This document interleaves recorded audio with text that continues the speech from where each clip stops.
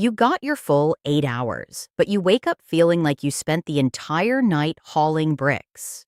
Your body is there, but the energy just isn't. You can barely find the strength to even make a pot of coffee. And do you know what most people do? They brush it off as just getting older, and they keep pushing through. That right there is the biggest mistake you can make. Because that exhaustion that just won't quit might not be about how much sleep you got. It could be the first silent scream from your kidneys asking for help. Hi, I'm Dr. Sarah Mitchell. Over my years in clinical practice, I've seen the same story play out over and over again. A patient comes in complaining of fatigue, some swelling, or maybe their urine looks a little different. Their family had already normalized it. The patient themselves just thought it was the weight of life. But when we ran the labs, the reality was right there on the paper. Their kidneys had been begging for help for months, maybe years, and nobody was listening. Chronic kidney disease is often called the silent epidemic of the century, and that is not an exaggeration. Data from the CDC indicates that about 15% of U.S. adults, which is approximately 37 million people, have some form of kidney impairment. 37 million. And do you know what's even more terrifying? The vast majority of them have no idea. Your kidneys are masters at compensating for lost function for so long that symptoms often only show up when the damage is already severe. That's why I'm here with you today. Today, I'm going to show you the 7 signs your body sends when your kidneys are in trouble. These are signs most people ignore, that doctors sometimes attribute to other causes, and that if you learn to recognize them, could literally change the course of your health. Stay with me until the end, because sign number 5 is one of the most deceptive of all, and sign number 1, which I'm saving for last, is the one that worries me the most in my clinic. Let's start with the most common sign, and because of that, the most dangerous one to underestimate. Sign number 7 is the fatigue that eats you alive from the inside out. You know that person who just doesn't have any gas left in the tank? They spend the whole day dragging themselves around. They get home and don't even have the energy to talk to their family, and they wake up more tired than when they went to bed. This exhaustion has a name, and it has a cause most people never imagine. Think of your kidneys as the most sophisticated filtration plant in the world. They process about 50 gallons of blood every single day, without a break, without a weekend. When this plant starts to fail, 2 things happen at once, and both of them destroy your energy. The first is the buildup of toxic waste. When kidneys don't filter properly, substances like urea start circulating in your blood. It's like if the trash collection service in your city went on strike. The trash piles up in the streets, which in this case are your cells, your muscles, and your brain. The medical term for this is uremia. And what does uremia do to you? It steals your energy, it poisons your mental clarity, and it leaves you with that brain fog where you can't concentrate and you're constantly forgetting things. The second cause is anemia. And here is a piece of information that surprises many people. Your kidneys produce a hormone called erythropoietin, or EPO, which is responsible for telling your bone marrow to make red blood cells. Those cells are the oxygen delivery trucks for your body. When the kidneys get sick, the production of this hormone plummets. Less EPO means fewer red blood cells, which means less oxygen reaching your muscles and your brain. It's like trying to run a marathon while breathing through a straw. I remember a patient of mine, Arthur, 73 years old, a retired mechanic. He was a strong, hard-working man who had never been sick a day in his life. He came into my office saying he just wasn't himself anymore. His daughter had to help him up the stairs, and he woke up with zero motivation. His family said it was just his age, but when I ordered the tests, his creatinine was through the roof, and his hemoglobin was bottomed out. It wasn't age, it was his kidneys working at half capacity for at least 2 years, and everyone had just assumed it was normal. If you feel a fatigue that doesn't go away with rest, that's there from the moment you wake up. Don't normalize it. It could be your body telling you the filtration plant is failing. Sign number 6 is the foam in the toilet you never noticed. I'm going to ask you to do something a little strange. Next time you go to the bathroom, before you flush, look into the bowl. It's that simple. Because what you see there could be one of the most important pieces of information about your kidney health. Normal urine might have a few bubbles that disappear in seconds. What worries me is different. A persistent, thick foam that stays floating for several minutes, like the head on a freshly poured beer. This has a name: proteinuria. And it means your kidney filters have holes in them. Inside each kidney, you have about 1 million microscopic filters called nephrons. At the heart of each nephron is a cluster of tiny blood vessels that works like an ultra-fine mesh sieve. This sieve is sophisticated enough to let waste pass through while holding on to the valuable stuff, especially proteins like albumin. In healthy kidneys, albumin doesn't leak out. But when high blood pressure or diabetes goes uncontrolled for years, it's like someone is hammering at that sieve every day. Holes appear, and albumin starts escaping into the urine. Albumin in the urine acts like soap. It changes the surface tension of the liquid and creates that characteristic foam that won't go away. It might seem like a small thing, but it can be the earliest sign that your kidney filters are being damaged before any other symptom even shows up. Dorothy, a 67-year-old retired teacher with high blood pressure, told me during her first visit that she'd noticed that foam about 6 months prior, but she just thought it was the toilet cleaner. When we did the urinalysis, we confirmed significant proteinuria. Because of that simple observation, we were able to act before the damage became irreversible. Adjusting her blood pressure treatment saved her kidneys. From now on, before you flush, look.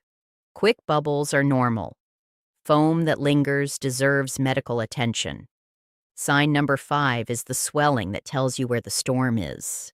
It's the end of the day and your shoes feel tight. You take off your socks and there's a deep indentation around your ankle. Or you wake up in the morning and your eyes are puffy and your face looks different. Most people blame the heat, the salt in their dinner, or a long walk. And sometimes that's all it is. But there's a key difference you need to recognize. Your kidneys are the border guards for your body's fluid balance. They decide how much sodium and how much fluid stays and how much leaves in your urine. When the kidneys get sick, it's like those guards lose control. The sodium you eat isn't eliminated properly, and sodium always pulls water with it. Where sodium goes, water follows. The excess fluid leaks out of your blood vessels and settles in your tissues. That is edema. Because of gravity, the fluid goes to the lowest points first, which is why it starts in the ankles and feet. When you lie down at night, that fluid redistributes, which is why you wake up with a puffy face, especially around the eyes. Here's a simple test. Press your thumb against your shin for about 10 seconds. If it leaves a pit or a hole that takes a while to fill back in, that's pitting edema, a clear sign of fluid buildup. But there's a second factor that makes this even worse. Remember that proteinuria I mentioned? The albumin you lose in your urine has another vital job. It acts like a sponge inside your vessels to keep the fluid where it belongs. When you lose that sponge, fluid escapes your vessels even more easily. It's a double whammy. Kidneys that retain sodium and a lack of protein to keep the fluid contained. Mr. Charles, a 69-year-old retired truck driver, came in because his wife insisted. His ankles were so swollen he could barely get his shoes on by 5 o'clock. He'd blamed it on years of sitting behind the wheel. When we ran the tests, his kidney function was compromised. His wife had noticed the swelling before he did. Often, the people we live with see the signs before we do. If the swelling is persistent, if it happens every day, if it's on both sides, and if it leaves that mark when you press it, do not ignore it. While heart and liver issues can also cause edema, if you have high blood pressure or diabetes, Put your kidneys at the top of the suspect list. Before we move on to the next signs, I want to take a quick moment.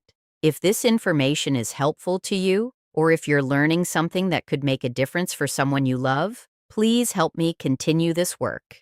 Subscribe to the channel and hit that notification bell. Every subscription tells me I'm on the right track and that this message is reaching the people who need it. And let me know in the comments where you're watching from. I love seeing how far our community is growing. Now, let's go to the next sign, one that many people don't even associate with their kidneys. Sign number 4 is the middle-of-the-night bathroom trips that are stealing your sleep. How many times do you get up to pee at night? Once might be normal for many.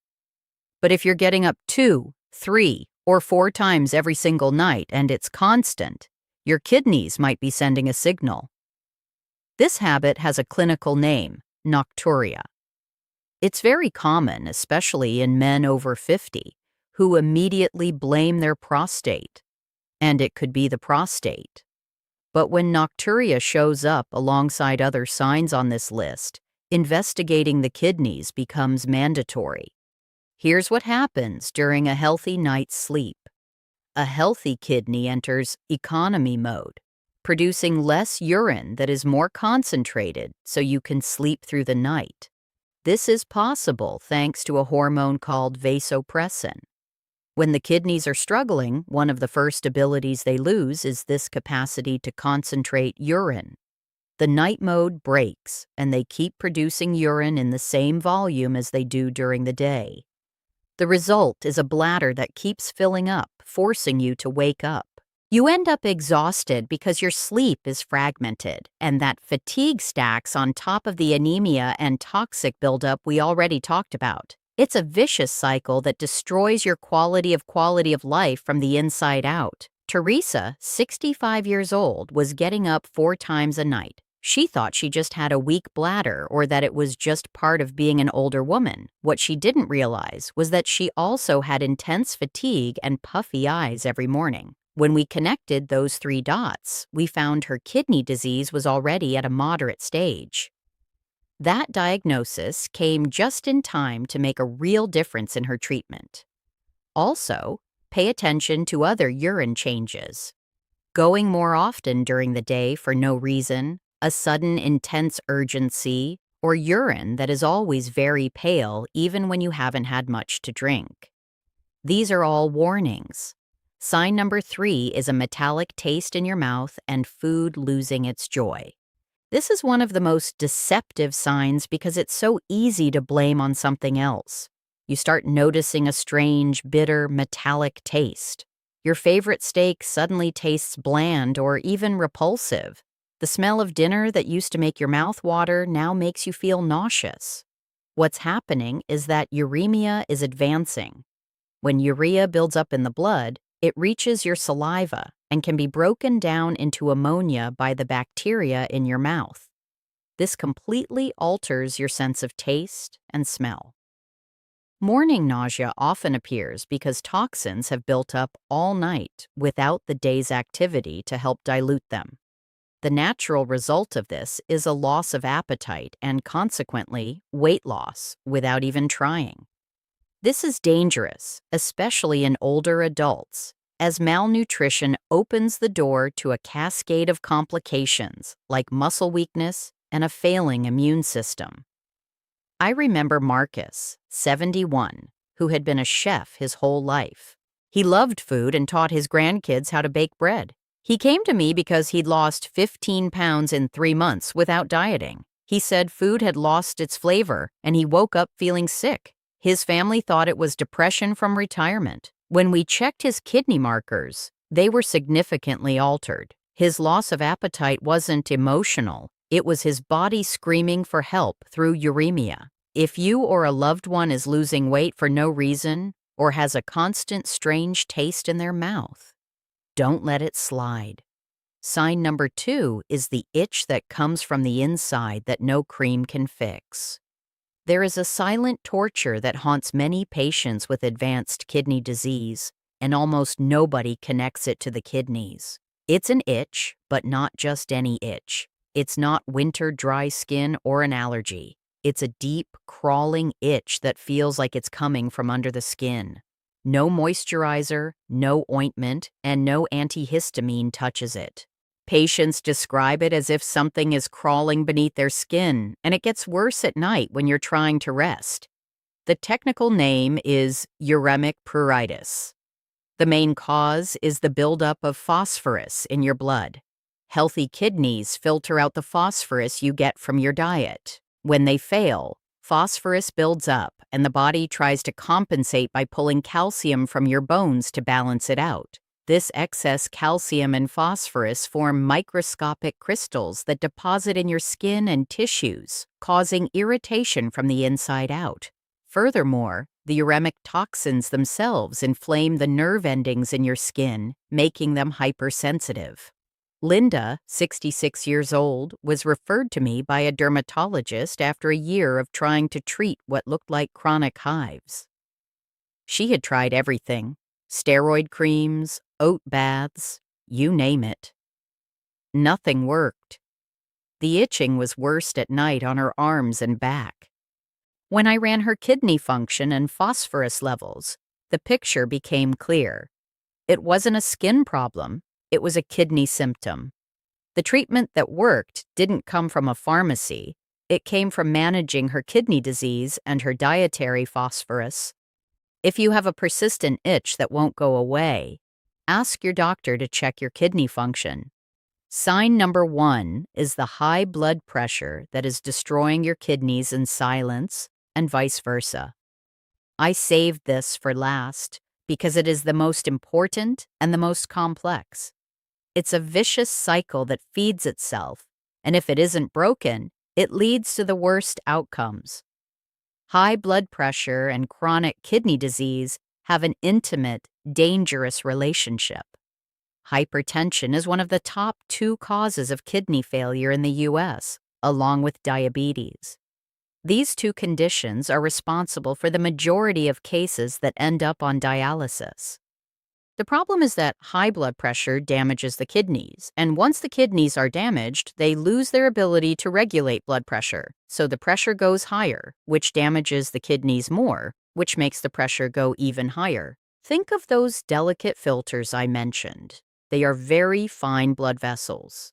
High blood pressure is like a high-pressure fire hose running through old, thin pipes. Over time, the walls give way, the connections burst, and the filters become scarred. Scarred nephrons do not recover. Every time a nephron is destroyed by high pressure, you lose a filter forever. What makes this so treacherous is that high blood pressure rarely hurts. Most people with hypertension feel absolutely fine. That's why it's called the silent killer. You could have a reading of 160/100 right now with no symptoms, while your kidneys are being damaged with every single heartbeat. Damaged kidneys also retain more sodium, which increases blood volume, which increases pressure. It's a cycle that, if not treated with care, leads straight to dialysis. I want to tell you about Paul, 64, who had high blood pressure for 12 years. He took his little pill every day but didn't go for regular checkups. He thought he was fine because he felt fine. When he finally came in, he already had signs 2, 3, and 7 from this list. Tests showed his kidney function was already moderately compromised. 12 years of unmonitored pressure had left its mark. We still had time to act, but it was close. If you have high blood pressure and you aren't getting your creatinine and urine checked at least once a year, that needs to change today. We've reached the end, and now it's time to turn this into action. Today you learned the 7 signs: the deep fatigue, the foamy urine, the swelling, the nighttime bathroom trips, the loss of appetite, the internal itch, and the dangerous dance with high blood pressure. My advice is simple. Don't wait to have all the symptoms. Don't wait for pain. Kidneys don't usually hurt while they are slowly failing. What you can do is go to your doctor and ask for 2 simple tests: a blood test to measure creatinine and calculate your GFR, which is basically the percentage of filtering power your kidneys have left, and a urine test to see if you're losing protein. These two tests together are the radar for your kidney health. They are affordable and available at any lab. If you have diabetes, high blood pressure, a family history of kidney disease, or are over 60, these should be annual tests. No exceptions. Take care of your kidneys before they require you to take care of them in a much more difficult way. If this video made a difference for you, please send it to someone you love, that family member who's always tired, or that friend with high blood pressure who hasn't had a checkup in years. Sharing this could literally change someone's life. In the next video, I'm going to show you the 5 foods that are direct poison for your kidneys, including 2 that most people think are healthy. I'm Dr. Sarah Mitchell, and I'll always be here to bring you the knowledge your health deserves. Your kidneys work nonstop for you every single day. Treat them with the same care they give to you.